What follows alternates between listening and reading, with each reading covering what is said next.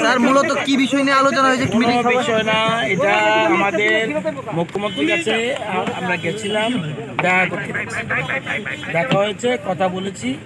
তো বাকি কথা আমাদের ডেপুটি চিফ মিনিস্টার কালকে যদি কিছু বলেন ডেপুটি চিফ মিনিস্টার বলবেন।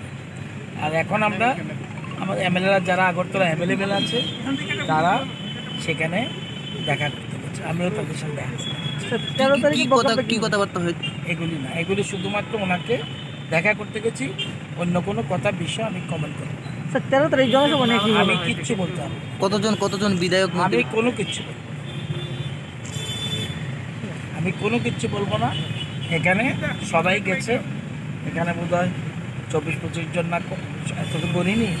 আমি যেমন গেছি, আমার অন্য আরেকজনও গেছে, আরেকজনও গেছে, অনেকে গেছে। সুতরাং যদি কিছু বলতে হয় আমাদের উপমুখ্যমন্ত্রী আগামীকাল বলবে। যদি কিছু বলার থাকে ওই বিষয়ে আমি আর কিছু বলা অসুবিধা।